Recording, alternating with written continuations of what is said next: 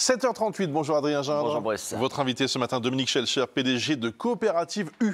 Bonjour Dominique Schelcher. Bonjour. Vous avez annoncé hier une action en justice contre la plateforme Shein. Alors vous, les principales fédérations de commerce, une centaine de marques, c'est du jamais vu, une action de cette ampleur pour dénoncer, je cite, la concurrence déloyale et demander réparation. Qu'est-ce que vous espérez obtenir au juste? Quelle réparation vous attendez? C'est absolument une décision historique de 12 fédérations du commerce et de l'industrie et d'une centaine d'acteurs de grandes marques. Alors, c'est quoi le sujet? Le sujet, c'est que Shein trompe les consommateurs et lèse les commerçants. Et là, on passe de l'alerte qu'on fait depuis un certain temps à l'action.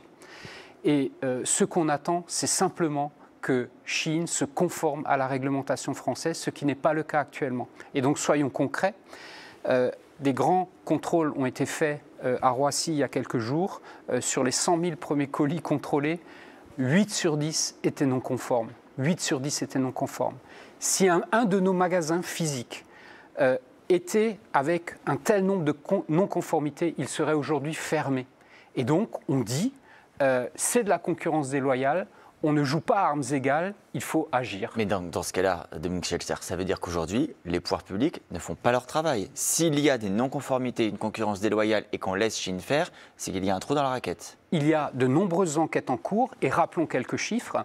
Shein a déjà subi en France 190 millions d'euros d'amende, 40 millions d'euros déjà sur des contrôles répétés où il y avait des non-conformités dans le passé, ça remonte à quelques temps en arrière, et 150 millions d'euros pour non-respect de votre vie privée, c'est-à-dire les cookies quand vous alliez sur le site par exemple. Et donc les choses se répètent. Ensuite il y a eu l'épisode des poupées, il y a eu l'épisode des armes. Mais en quoi vous, en représentant de Coopérative U, vous êtes concerné par cette concurrence déloyale? C'est une question de principe de nous tous, de cette centaine d'acteurs qui s'unissent et des fédérations, une question de principe. Oui à la concurrence, mais elle doit être loyale et à armes égales et en respectant la réglementation.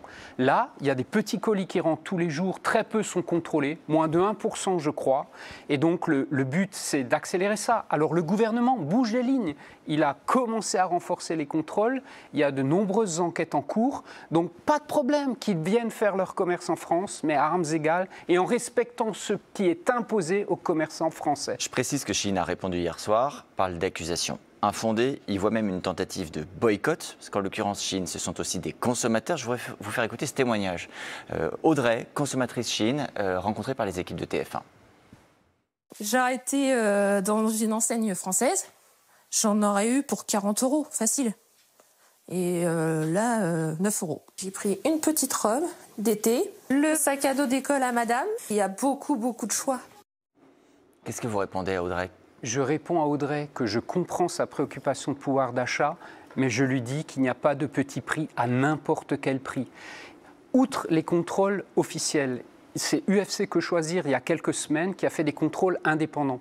Sur ces contrôles, 7 produits sur 10 étaient non conformes. Et ils appelaient notamment, je vois des produits pour les enfants, n'achetez pas de jouets pour enfants sur ces sites. Les peintures sont non conformes. Les bijoux qu'ils avaient testés, il y avait du cadmium dans les bijoux à des taux dépassant toutes les normes. Et dernier exemple, les chargeurs pour téléphone portable, je crois qu'il y en avait 4% de conformes, le reste était dangereux pour votre sécurité à la maison. Voilà, c'est ça. Schelcher, vous avez raison d'alerter sur ces points précis. Il y a une autre solution, hein. Baissez vos prix. Vous, tous les commerçants français, baissez vos prix. Et là, peut-être que les consommateurs vous écouteront davantage. Mais bien sûr que de toute façon, on doit se remettre en cause. Mais là, c'est du dumping. C'est du dumping avec des coûts de production qu'on ne peut pas faire avec le Made in France.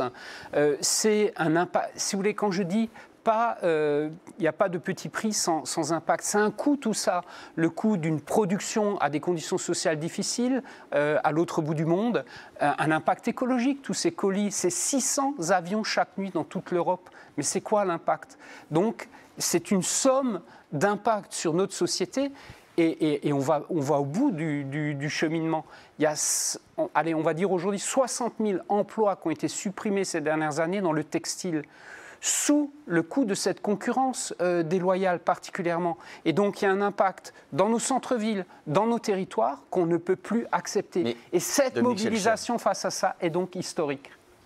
Chine, c'est déjà un géant mondial. Vous le disiez tout à l'heure, il y a déjà eu des millions d'euros d'amende prononcées. Ça n'a pas fait reculer l'entreprise. Cette nuit, les députés ont voté une taxation de 2 euros par article pour les colis qui viennent de l'extérieur de l'Union européenne. L'ancienne ministre Olivier Grégoire dit même qu'il faudrait 25 euros par colis. Il y a une mesure magique qui serait vraiment dissuasive. Est-ce que vous pensez réellement, par exemple, que votre action en justice va faire reculer, disparaître Chine ? L'avenir le dira. Nous, ce qu'on demande, c'est qu'il rentre en conformité. La taxe votée ce soir, c'est pourquoi aujourd'hui, vous, moi, on paye tous les contrôles de ces colis qui arrivent. Le but de cette taxe, c'est quoi ? Je pense qu'il parle de 500 millions d'euros. C'est pour des douaniers supplémentaires, c'est pour des appareils de contrôle. Bonne mesure. C'est une bonne mesure, c'est nécessaire. C'est pas à nous tous. Mon confrère Michel-Édouard Leclerc a dit l'autre jour, moi j'achète sur Chine. Moi je vais vous dire, j'achète pas sur Chine. Et donc ça ne m'intéresse pas de payer les contrôles de ces colis qui sont non conformes. Donc que ceux qui achètent payent.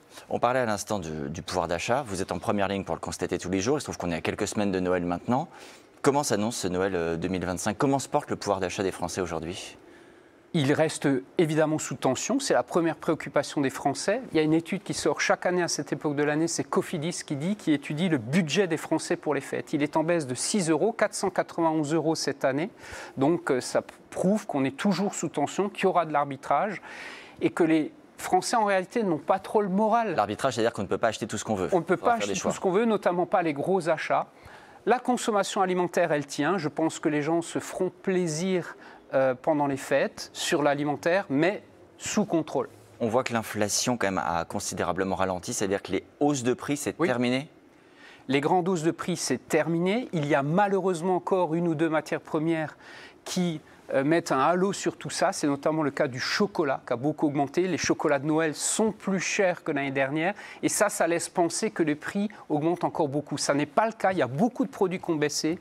L'huile, les pâtes, le jambon par exemple ont baissé ces dernières semaines. Merci beaucoup, Monsieur Schellcher. Merci d'être venu ce matin sur TF1. Merci à Adrien Gindre. Dans quelques